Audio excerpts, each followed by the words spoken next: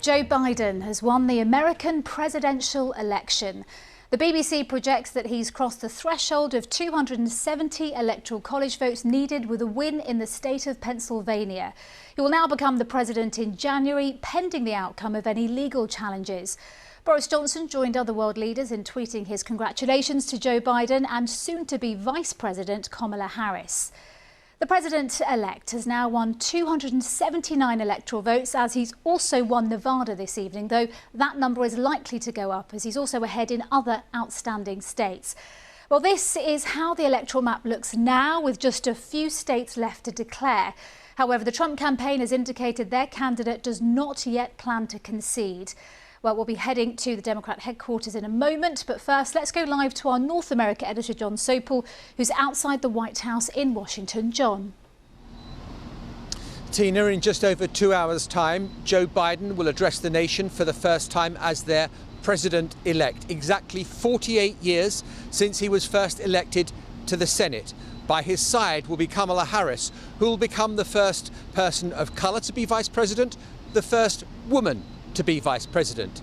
Here at the White House, Donald Trump has returned from playing golf and still in an angry mood, tweeting that there was electoral fraud and that the election has been stolen from him. After 5 long and tense days of waiting in cities that have historically voted Democrat, there was an explosion of noise and an outpouring of relief. That 1, Donald Trump had been defeated, and that 2, Joe Biden had been elected. And the emotions were probably in that order. They're celebrating as though their team has just won the World Cup. Cloud 9. Yes, Simply like it feels cleaner. We cried 4 years ago. We went out on our rooftops and screamed in shame for our country, and now we're screaming in joy. Just listen to Washington's soundtrack today. There is celebration going on after 5 days of tension, which has now dissipated. And this will be echoed in cities across the land. And if we turn the camera around this way, well, there's the security fence that keeps the people away from the White House. CNN projects Joseph R. Biden Jr. is elected the 46th president of the United States. It was just after 11 o'clock this morning when news came that Joe Biden had crossed the victory threshold by taking Pennsylvania. The agonizing wait was over. Kamala Harris, who now makes history by becoming the first woman and person of color to be vice president, was out for a run when she heard the news. We did it, Joe. You're going to be the next president of the United States. And Joe and Jill Biden posed for this photo, the future First Lady's hand planted strategically to block out the word vice. Last night, Joe Biden gave another holding statement, increasingly confident, assured that the tide of history was flowing in his direction. We don't have a final declaration of victory yet. But the numbers tell us it's clear, tell us a clear and convincing story. We're going to win this race. But for all the joy in the cities, Trump supporters are enraged, believing the president's claim that the election has been stolen, that there's been fraud, that the man they've put their trust in is being turfed out unfairly. Donald Trump this morning left the White House to go and play golf, something he'll soon have a lot more time for. But even driving into his club, the reality of his situation was brought home to him. This has been a week where everything seems to have come up short. Though ever the showman, he stopped to pose with a couple getting married. Thank you, Mr. President. We love you. Have a great life, right? Yeah. The president is determined to fight. His lawyers are fanning out across the country. But what's their case? There are allegations aplenty, but substance seems thin. The word that Donald Trump hates most in the whole world is loser. But with his departure from the White House now seemingly inevitable, it may be the word that sticks. Jon Sopel, BBC News, Washington. For the president-elect, now 77, it's not only been a long few days waiting for this result, it's been decades trying to fulfil a lifetime ambition.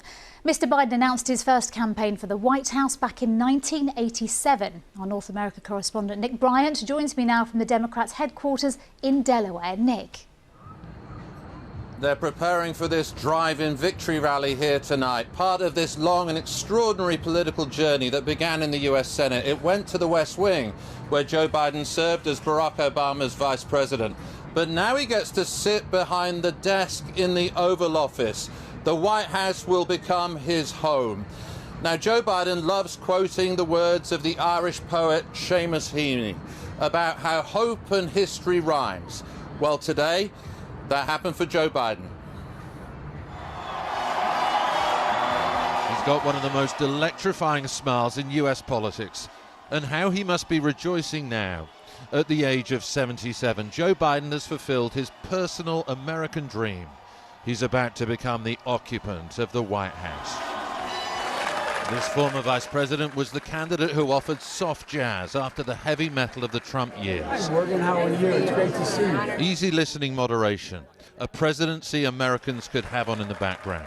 8 years of Donald Trump can fundamentally change who we are. I really mean it, in a significant way. He was never the most inspiring of candidates, but his geniality made him hard to demonize. Mr. Biden, a quick word for the BBC. The BBC, I'm Irish. Joe Biden. The White House has long been the target of his ambitions. He announced his first presidential bid in 1987. And he tried again in 2008, but ended up getting the second slot as the vice president to Barack Obama.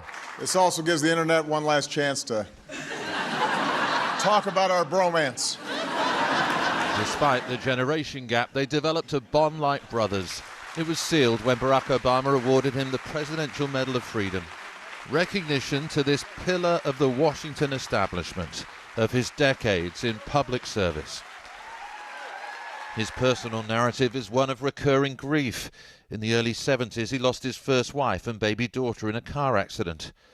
5 years ago, he had to bury his grown-up son, Beau, who died of cancer. A life that is a model. It's a life story that found an echo in these sorrowful times. I'd like to be able to say we're going to be back to normal next Friday. The coronavirus meant he spent much of the year sequestered in his Delaware home. He almost became the invisible candidate. At a time when the method of campaigning became a campaign issue in itself, he kept his social distance and cast himself as the anti-Trump, almost portraying this election as a battle of good versus evil. If you entrust me with the presidency, I will draw on the best of us, not the worst. I'll be an ally of the light, not the darkness. From when the results first started coming in on election night, it's been a sometimes fretful wait for the supporters of Joe Biden. But now they can celebrate. This finally is his moment. 2020 is his year. Nick Bryant, BBC News, Delaware.